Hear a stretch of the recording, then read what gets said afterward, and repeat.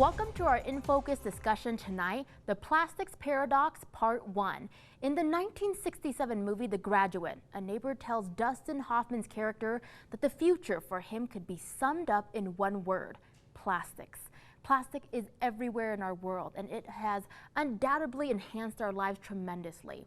Look around you and think of what you see that is plastic and what life would be like if there was no plastic. However, there are also consequences to plastic, most noticeably waste.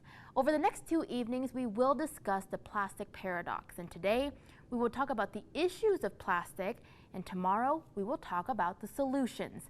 Joining us now is Professor Robert Adler with the Quinney College of Law at the University of Utah. Professor Adler has put together a symposium on the plastics paradox. The guests on this show will also be part of that event. Professor, thank you so much for joining us tonight and welcome to the show. You're welcome, and thank you for having me and for focusing on this issue. Professor, I'd like to start this discussion answering the question, what is the plastics paradox, especially since it's the title of our In Focus segment tonight? Well, you actually described it well earlier. The plastics paradox reflects the fact that plastics are used everywhere. You can't walk into a room without seeing or using plastics, but they're found everywhere in the environment as well. From the Arctic to the tropics, from the mountains to the deep ocean, plastic pollution is pervasive throughout the world. And so the paradox, or the challenge, is to try to figure out how to take advantage of the benefits of those products without causing so much harm. I think it's sort of an out of sight, out of mind sort of issue that we're dealing with right now. When did you realize that plastics were such an issue across the globe? Was there a turning point or an aha moment? So I think the aha moment for most people were the images of these giant islands of floating waste in the Pacific Ocean, much of which is comprised of plastic. Even more heartbreaking were the images of sea turtles and marine mammals and birds who literally choked to death on the plastics because they mistook it for food and it strangled them. And I think those images really hit home to many people. Definitely hit home for me. I remember the first time making it to the West Coast and just seeing all the trash that was on the beach. Now, your focus at the Quinney College of Law has been environmental law. Can you talk about the issues from a legal perspective? Where are we and what needs to be done? Sure, because it's actually a fascinating issue of a lot of regulation that doesn't work. We regulate every phase of the plastics life cycle, from drilling for oil, which is the basic raw material, to manufacturing plastic and using it and recycling it. So a tremendous amount of law, a tremendous amount of regulation, and yet we still have this huge problem.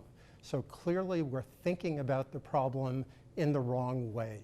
We're not regulating plastics from a legal perspective in the appropriate way. What about the health concerns of plastics from a legal perspective? What are some of the biggest issues being addressed? So this gets a little bit technical because we treat plastic as a matter of law like any other form of garbage, what in the jargon we call non-hazardous waste, and yet plastics include a lot of toxic material.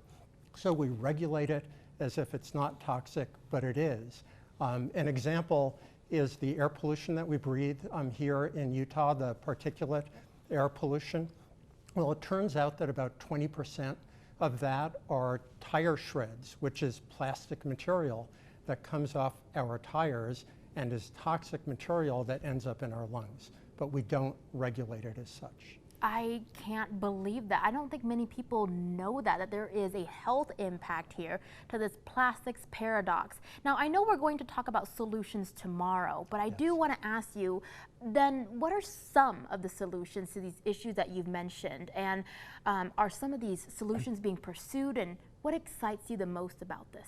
So we're going to talk in the symposium about some really kind of cutting edge and exciting solutions, like making plastic out of plants rather than out of oil, and maybe it's more biodegradable and less toxic.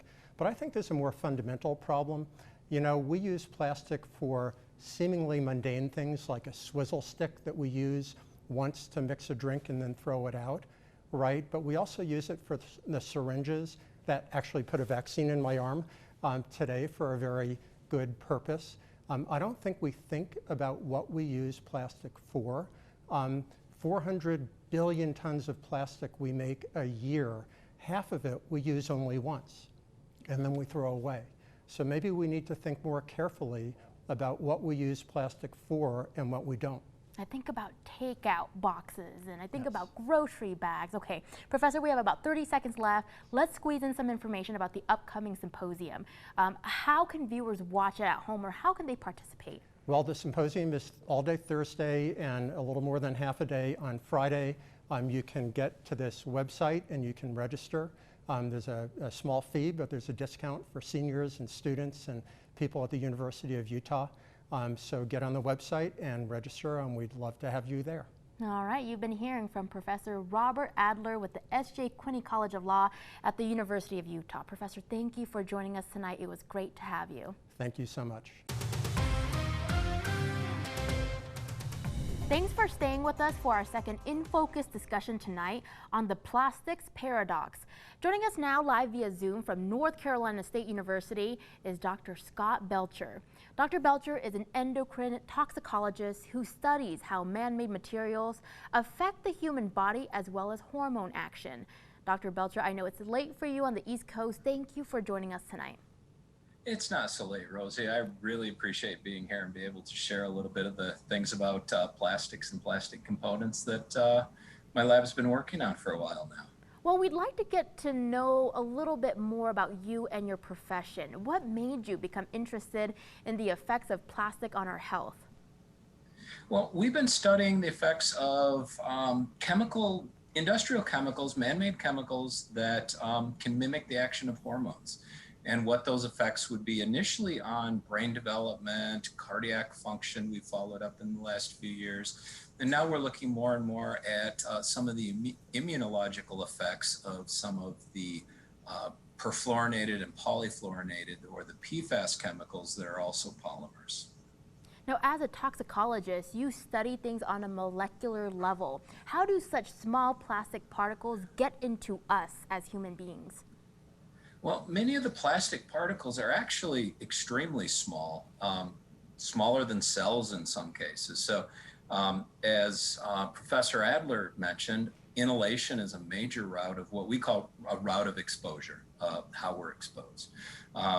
We drink plastic particles, we drink plastic chemicals, and also some cosmetic and body lotions and things can cause some of these chemicals to actually cross the barriers of our skins. And so there's multiple routes of exposure.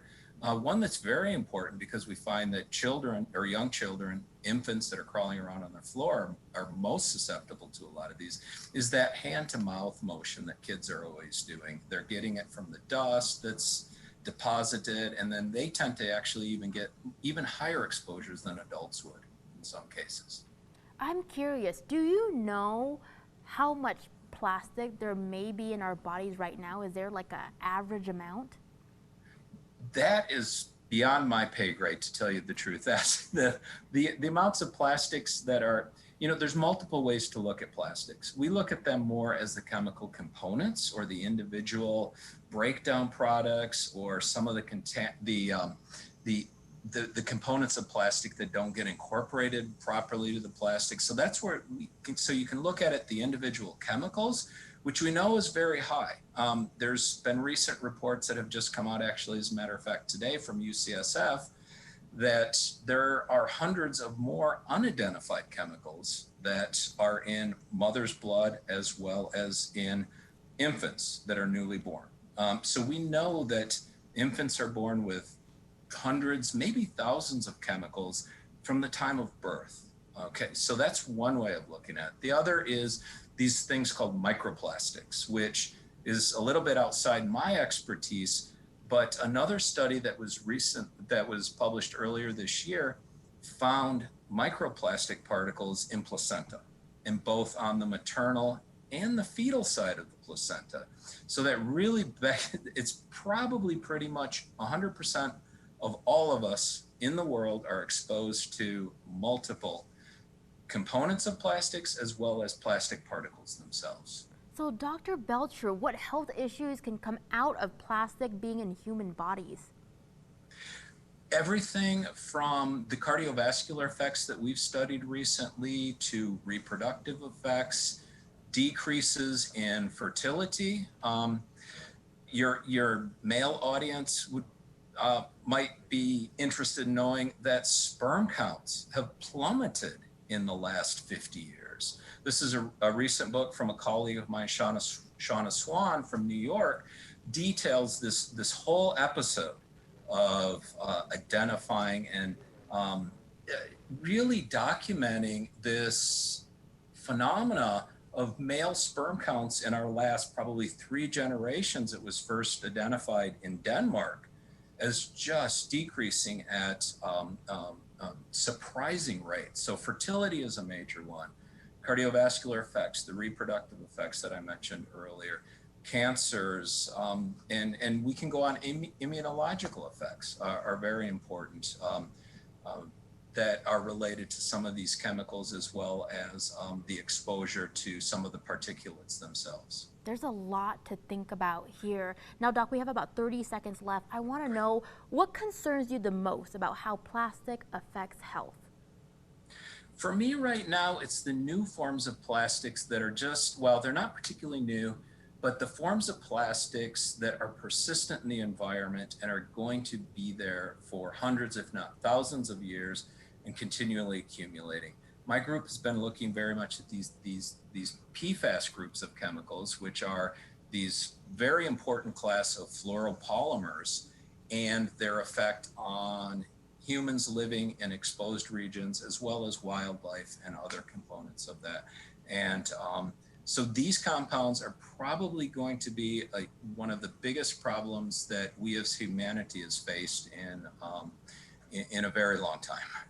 I know we are just touching the surface of this issue, but we look forward to hearing more from you at this symposium. You've been hearing from Dr. Scott Belcher, professor of endocrine toxicology at North Carolina State University. Thank you for joining us tonight. We appreciate your time. Thank you for having me on, Rosie. Welcome to our third and final In Focus discussion tonight on the plastics paradox. Today, we are discussing the issues surrounding plastics. Joining us now is Sherri Mason, a professor of chemistry at Penn State University Erie campus. She is also the sustainability coordinator for the university. Dr. Mason, thank you so much for being here tonight and welcome to the show. Thank you so much for having me, and please call me Sam. All right, Sam. Well, just like our last guest, we'd like to get to know a little more about you and your profession. What made you become interested in studying the environmental impacts of plastic? Well, it was like many people, right? It was kind of a series of fortunate, I guess, in this case, events. I was on the West Coast for a year and watched plastic bags literally blow into the ocean. I came back to the East Coast, to the Great Lakes region where I live, and had the opportunity to teach a class aboard a tall ship. And while I was out there and thinking about everything I had seen, heard, and read about plastic pollution in the world's oceans, I wondered if there was plastic within the Great Lakes, within freshwater systems, and decided that I would play a little, as I say, and go out and see what, do some sampling and see what we'd find. So it was just kind of serendipity, actually, to be honest. At the time, I was an atmospheric chemist, and I decided after doing some sampling that I was just going to completely change research directions and focus in on plastic pollution within freshwater systems. Now, as you said, your main focus of research has to do with plastic in freshwater ecosystems. Could you tell us a little bit about what you have found and what has surprised you the most about plastic in freshwater? Okay, well, we'll start with what I found. So I've sailed and sampled all 5 of the Laurentian Great Lakes. So Lake Superior through Lake Huron, Lake Michigan, Lake Erie, Lake Ontario, out the St. Lawrence Seaway to the North Atlantic Ocean, and we find plastics within all of those 5 Great Lakes. Even the most pristine Lake Superior has an average of 30,000 pieces of plastic strewn across the lake's surface, which yields about 2.5 billion pieces of plastic on Lake Superior. And Lake Ontario, that count goes up to 4.5 billion pieces of plastic.